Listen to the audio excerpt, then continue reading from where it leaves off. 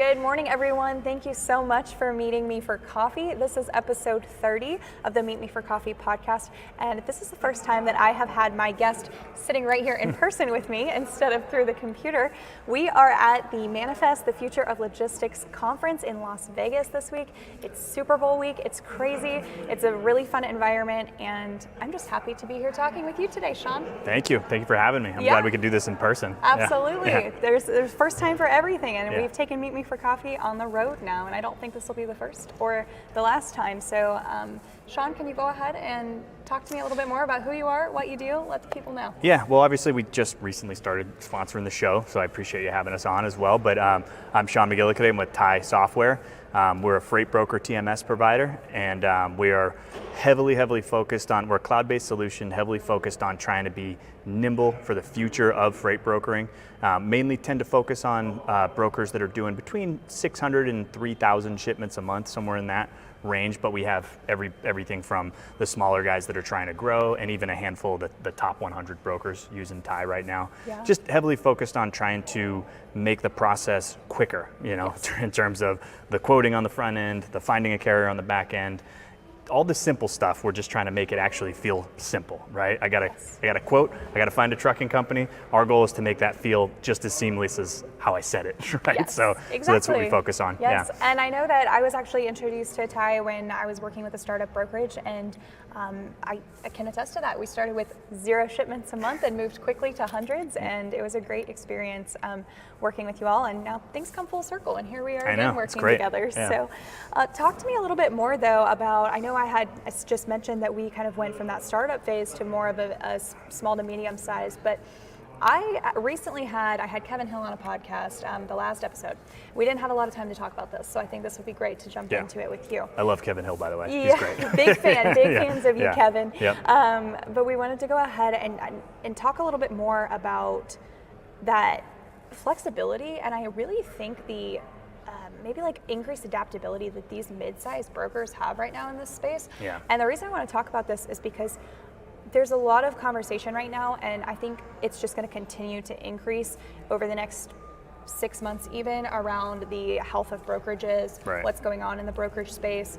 For the last 18, 24 months, it's been, the carriers, the bloodbath and all of this because of how unfavorable the rates were in the transactional market. Yes. But as that starts to change, I think we forget that doesn't necessarily favor a broker if they're running contracted freight in that transactional marketplace. And so we've seen a lot of major layoffs, unfortunately. We're coming right off the heels of some news with some of these larger brokerages continuing to add more and more layoffs. Mm-hmm. And so, but we're also seeing a lot of these small to medium-sized brokerages announce growth. Right. And I think that's really exciting, and it makes me want to talk more about what are some of the reasons why. And so, obviously excited to have you on as someone who works so much with brokers in this space. It's like very few people have access to, experience what these brokerages are doing and how they're growing right now, aside from someone like their key tech stack that they have to use to rely on every day. And so you guys are in a really cool position to be partnering and understanding what's going on in the brokerage space. I want to talk about that a little bit more. So what do you think just overall right now are some of the call outs or key points these small to medium-sized companies are able to see this growth and success when the bigger ones are struggling? I think it's, and you kind of alluded to it in the way that you phrased the question even, but it's the nimbleness of the mid-sized broker. Because you're seeing the larger brokers get very people heavy and then ending up in a position where they're not focusing enough on efficiency and really, I like to call it talent density, right? Making sure that everybody you have needs to be worth the money that you're putting into them, and then you have to feel confident enough to invest in those individuals. That way you don't get overly people heavy, because the technology these days does so much for you, so you want to use it to invest in the right people. And I think the smaller or the mid-size brokers, the reason that they're competing so well with the larger scale brokers is they're not allowing themselves to get overly people heavy. Every dollar they put in, they're really trying to make sure they're maximizing efficiency, and they're really investing in people. And I've seen all kinds of, we've been very lucky that our customer base has actually thrived on average, has thrived through this market that we've been in over the last year.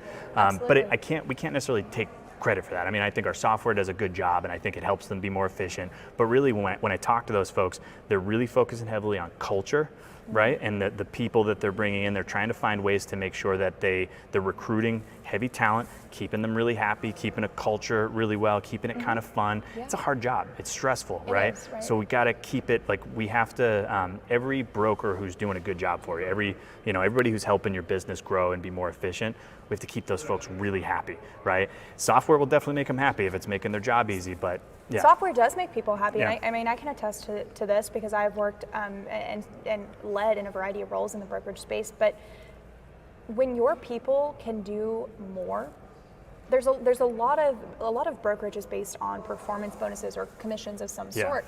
And so when you, as either a carrier-facing or customer-facing part of a brokerage, can do your job better and faster and do more, then you're probably making more money. And when you talk about like culture and like retaining people or hiring people or growing, they're really focusing on having good people. Good people are going to grow a brokerage fast, right? 100%. But you're not going to get the good people if you have the bad processes, right? Because they don't want to be in those processes. No, they want to make money. They can't maximize their wallets in those antiquated processes. Now, I think like the flip side of that in the bigger space would be it's easier. This is an opinion. You tell me if I'm right. It's easier for these smaller to mid-sized guys to implement a new system than it is for a large brokerage to leave or implement an existing system. Right. Right? 100%. And it's not even true with just like a TMS software, but it's even true with just a strategy, right? Like implementing like a marketing or a sales strategy, even when you're in that mid-sized range, there's fewer people to train. And if you're focused on having really intelligent, smart people, like the talent density thing, then you can try out a strategy and find out really quickly if it works or not. And you can trust, because I think, you got to do some marketing and you got to go proof of concept on stuff. If you're struggling, you got to try something out that drives people into your strengths. And so if you have talented people, you can kind of trust that that wasn't a good marketing strategy, as opposed to, I don't know if we executed it well. It's hard to tell if it was a bad strategy or if we just didn't have the right people. So if you know you've got the right people and they're good at their job, you could take an angle like that. Instead of just adding more people and throwing more bodies at the problem, take those really talented people, see if you can drive in more business to them, right? And then of course, like we end up talking a lot about software because Ty's a software provider, but if you have that, then it makes it like those people can move through those processes quickly. But I think the folks that are really getting heavily targeted on what they do well and trying to drive business into their top performers, that caters to exactly where they can get a win, right? The whole thing has to work well together. A good culture isn't just like we do pizza on Fridays and like everybody high fives and stuff. It's like like no, we're aligned. We all know what we're supposed to be doing, and we know that every portion of the business is driving in these kind of customers where these sales reps can get a win on those customers, and the ops folks can execute on that flawlessly because it's exactly what we do well. And I think too many brokers try to be too many things to too many people, right? Instead of being nice and targeted, right? So yeah. Would you guys say that you see that probably across your TMS? I know your TMS accommodates a couple of modes, but probably some of the people that you guys are seeing growing the fastest right now, are they kind of focusing on their niches, on their primary mode types, or is diversification suggested right now? It's kind of a dual answer, because you definitely have to make sure that you are knocking out of the park on what you already do well now. So I think that you should double down on what you do well now. So it's not just, we focus on truckload and LTL, but truckload is pretty diverse when you say it like that. It's like the flatbed, the dry van, there's all kinds of. So if you have a sort of a niche that you're doing well, your first way to try and combat this market is to go after more of those. Because if you get an opportunity, you know you can crush it, right? But I definitely have seen a lot of brokers expand into the LTL side of things, brokers that are doing truckload, that they know it's an opportunity.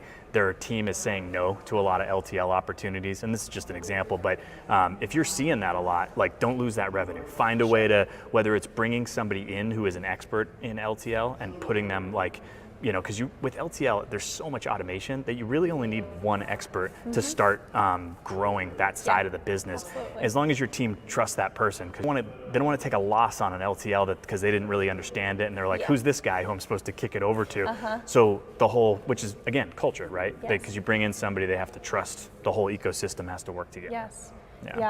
No, I think that something that I, maybe you would know this, but I picked up in a little bit of the time that I was working within technology was, we would say rev equals dev. So revenue equals development. meaning we'll change things if the opportunity presents itself. Right. But it's a practice that I actually took into my consulting work now, which is in the sales side with brokerages, and I say that don't limit yourself unnecessarily. Yeah. I agree with you. Like, be really good at what you're doing, but then, like you said, if there's an opportunity that's consistently presenting itself, that is your answer. Yeah. Right? That's like, hey, maybe we should figure this out because there's a demand for it. And if you can figure out how to offer that solution. And I think a lot of it is like, they're asking you probably because they want to work with you, right? That's mostly, that trusted relationship piece Yeah. thing. Or it's, so that's something that people can explore for sure. I want to, you said something about sales, and that got me thinking about the customer-facing side of technology. Yep. So let me unpack what I mean by that, because I think that during COVID, during the pandemic, and all of this, there was just like this major injection of cash and investment into this space, specifically into trucking, even domestic trucking, but it was primarily all focused around carriers in some way, like fraud prevention, carrier vetting, carrier onboarding. We have like more tools than just the original two that existed for so long right now, right? Yeah. To vet and onboard carriers. Tracking and automation for tracking has increased, for visibility a lot. Again, with carriers, some of that pushes to the shipper, right? But they usually use their own platforms. What I'm interested in now is this recent shift, I think, and the emphasis in the technology space in this industry now, I think for 2024, is more on the customer-facing side. Yeah. So maybe pricing automation tools.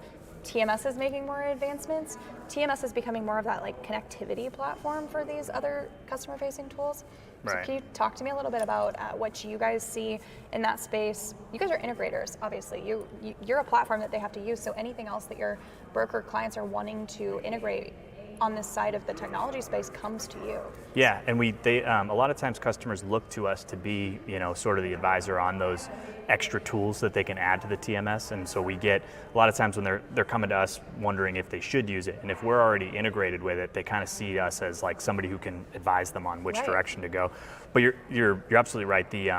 The carrier fraud thing doesn't seem to be going anywhere anytime soon, right? So it's very relevant, and you definitely need. I mean, like for a broker, you don't have a product really to sell if you don't have good relationships with trucking companies and a good way to vet out anybody who's kind of doing dicey stuff, right? Sure. So you need that, and I like the capacity tools as well. Those were really hot, like in that time period you're talking about during COVID, where capacity was an issue. But on the customer-facing side, we always look to find. We want it to be easy to communicate with truckers, but we want it to be easy to communicate with the shippers if you're a broker, right? So the goal is, we have some different tools that we've executed on. So for your contracted rates, being able to make it so that if you get an email from a spot quote email, we can actually pull that in, respond to it with a contracted rate that you could build into the system, right? And you can leverage data for that. And I'm not sure if you want me to talk about some of the new stuff yet, but talk about the new stuff. Yeah, okay. Let's talk about all the new stuff. So, I mean, we've been doing for a long time. We've been doing the email thing, but it's starting to catch a little bit of traction because people are starting to see the value in. If they have good people, let's maximize them. Let's make it so one person can handle a lot more emails. So if we're pulling those emails right into the TMS to do the spot quoting or even responding to tracking updates, we've got that covered now. We integrate directly to the email. And we've always been using rating tools, but recently we've been working with green screens for quite a while now. And we just made it so that now you can leverage the green screen rating engine basically in order to push back a quote to your customer. And of course, it doesn't have to say that it's green, it's your rate, right? But it's your rate based on your data, the green screen's data, the data that lives inside of TIE. So we're finding that we're always trying to look for ways to make it so that you can get a good margin and respond fast, right? Yes. So you don't want to lose on a shipment, but you have to be able to move quick. So if you put all these rating tools and a little bit of automation in front of a smart broker who really knows what it's all right here, and we add a little automation to it, they just win more by being faster. Absolutely. And they can be more confident in what they're putting out. And green screens is like, it seems like the hottest thing this year, right? Yeah, they came about during COVID, but they've really just, when you see a company thrive through a down market, that's when you know they're a good company, right? Like that's, so it's huge, and we're really stoked about leveling up the partnership aspect Yes, of it. and I think that people hear automation, especially when we're talking about pricing, and you almost like can't, it's like a hot button too. It's like as much as it's growing and people are adopting it, there's just as many people who are hesitant or resistant or skeptical. Yeah. And I think that there's a overly common misconception right now that automation equals replacing people. Right, yeah. And I think that from what I've learned, it's less about we're replacing the manual work, but we're not replacing the human element that goes into the logic behind the rate that's being produced. Exactly, right? yeah. Okay. If anything, really, you really want to think about it more as freeing up the human to do all of the human level activities at a high level. Right. If I'm a brokerage and I want them having the breathing room to call up a customer and give the personal touch, right? So what we're actually trying to do is add more of a human element, right? And you do that by taking away a lot of the menial tasks from a broker and allowing them to, like, because it's hard as a broker to just be able to take a breath. There's so much going on. You got to move really quickly. But if you can actually pick up the phone and have a conversation with the client, or you're just responding to emails really quickly, you're keeping them engaged, the customer experience is like, retention is amazing when you can do that. So that's really what we're trying to do. It goes back to the talent density part. If you've got really smart people and they do a good job, these are the tools that you invest in those. So we're not trying to, and I've said this a bunch of times over the last year, but AI is not going to replace the human. It's not, Right. but it will. A person who knows how to use AI well will replace other human beings that aren't embracing some of the automation and the technology, because it just seems like this is where the industry's headed. It's already happened in other industries, so who's to think that it's not going to spill over? It's happening with all the CRMs, as we speak now. Absolutely. So, Yeah, no, I do. I agree with you, and I think that kind of maybe to this point, it's almost like I think of automation and pricing tools and where we're going with this as like survival of the fittest kind of, and like the evolution of our industry, because I do think that over the next even just 1, 2, 3, 5 years, the people who were early adopters and who leaned into this and don't have to play catch up in a couple of years are going to really be reaping the benefits of that early decision. And again, a lot of that ties in nicely with the concept of, I think that these mid-size brokerages are a lot of what the people who are taking advantage of these types of pricing tools. Yeah. Because they're being smarter with their spend too. Like you said earlier, they know where every dollar goes, and I think they're able to look at the benefits of these types of things and the cost, savings in not having people tied up in manual processes. And while you're eliminating manual processes, also winning more frequently and maybe at better margins than when you had manual processes. And it goes into like not going too far in that direction, like adopting technology appropriately. Like some of the mistakes, some of the digital freight brokers that came about, one of the things they did that was good for the industry is that they introduced a lot of automation and a lot of cool things that you can do. But the mistake they're making is they tried to sort of eliminate the human, right? And like if you look at Convoy, for example, they a lot of the people that worked there, or at least that I saw, like when I was looking through the layoffs, it was their first freight job. Yeah. So you're taking away sort of the broker's expertise is the selling point. It's a complicated freight process and market, the supply chain, right? You look to a broker to be an expert, not just a person who provides a rate, right? And if you focus on that part of it and you try to make the human being better at being able to advise and being able to be the expert, I think that's where the win is. If you try to look at technology as a broker like it's going to be your selling point, I think it's a huge mistake. And I think that's why some of the digital brokers didn't really work out, is they're trying to sell themselves as a tech company, but really and I'm a tech provider, and I'll tell you this, I don't think that tech is the broker's selling point. Right? Their selling point is the human, and our selling point to them is that we free up the human to do more of those, relationship building activities. I couldn't agree with you more. I've had a couple of my client testimonials have mentioned how blunt I am and honest, and I think that that's one of the areas where I'll always give my honest opinion is that, this is the direction we're going, and I think that when we're talking about what our people are doing in the automation, what we're really trying to do here is just say, hey, we're going to lean into what makes sense for us, and it's going to help us be more efficient, and ultimately it's going to help us have better operating costs, lower operating costs, right? Yeah. Or fixed cost to operate because we're being efficient, which can probably help us price more competitively. And honestly, your shippers care more about your pricing than they probably do your tech stack. Right. And it's not to say that they're Exactly. just Yeah. price focused. I don't like to say that. I just say that they have their own technology systems, and at the end of the day, especially if you're playing in any type of enterprise space, right, they're not deviating from these. They're not relying on you to provide them some sort of portal access many Right. times. And so they have their tech systems, you have yours. What they care about is, can yours communicate with theirs? Right. And can they get the information they need? Is your pricing going to be fair and competitive? Are you going to do what you're supposed to do on a service side, right? So I do think that, to your point, I think that the selling point of having all of the technology is, hey, our people are freed up to take care of you. Right. And they're focusing on activities that benefit everyone. And then we are able to control our costs, which help us make sure we're passing along cost savings to our shippers without having to add additional margin markups because you can't operate efficiently. Right. And I think that that's where the It's the exactly, benefits are there. it really is. I mean, it's because the shipper does not care what the technology is unless there is a benefit behind that. Like, Sure. so if you tell a shipper like, oh, we've got this cool new pricing tool, I mean, okay, well, what does that mean to the shipper? I mean, it means that we're going to be able to respond faster. We're going to be able to be more accurate with our pricing. We're going to, in the long run, be able to form a better partnership with you because we know where our margins are supposed to be, and we maybe even can be a little bit more transparent about it. And right, that the why on like Yes. what the tech is doing, because they just don't care Like that if you you're gotta. going to sell technology, a conversation like we just had is Yeah. the way to probably sell your tech stack, Yeah, right? well, it's almost like- talk about what it's going to do to make you better and how that benefits them. But the tech in and of itself isn't necessarily what's giving No, them. it shows something that great. you're innovative.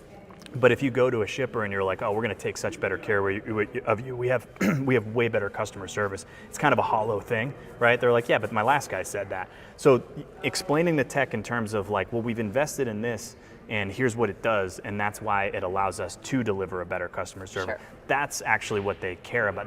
They care about how are you going to take care of me better, as opposed to like just what you have. Like, just because something's cool doesn't mean it's really providing a benefit that they care about, you know. Yeah, So no, that's a very nice way of putting it. I'm glad we're aligned there. Good, great minds think alike. I do want to ask you, I know that a lot of our audience is going to be brokers and carriers. There's a lot of brokers and carriers here at Manifest. I've already been talking to a lot of them. And so I'd love to know from your standpoint, I know that you guys try to be a true partner to your customers, and so you're providing technology, but you're seeing and hearing a lot of what other people are doing, and maybe you're able to pass along advice or things like this to your guys' clients. So what are some of the, like if you were to give advice right now to Yeah. a broker in the space, what would your advice be? So I think that you have to find ways to be more efficient. I think you have to focus on the good people you have, the culture that you have, right?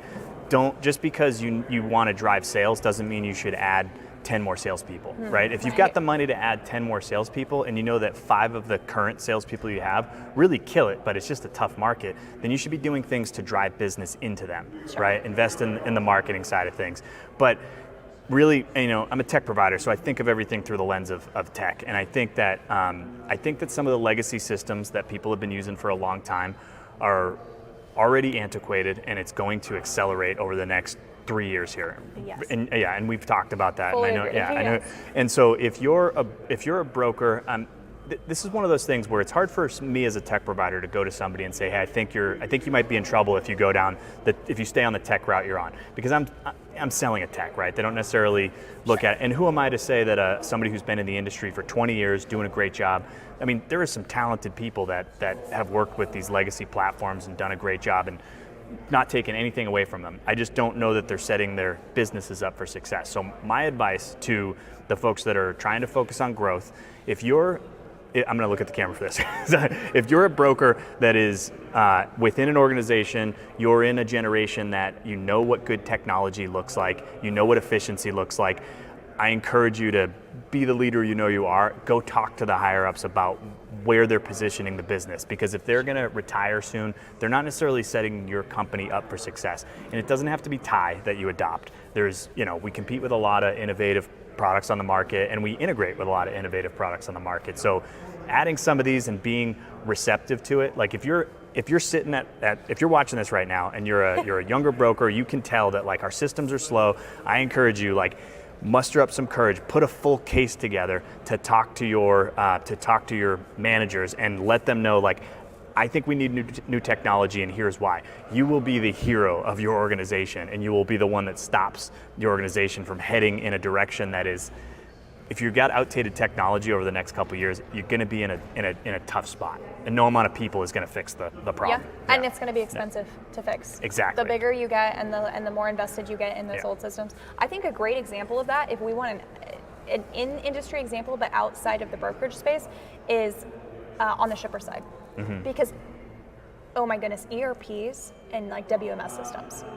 People ran those same systems on the shipper side for decades. Yeah. And in the last 5, there's been a big push to upgrade ERP systems. You know, SAP came out, and like all of these other systems that people started pushing into, or even TMSs on the shipper side. Right. And the lift was just massive.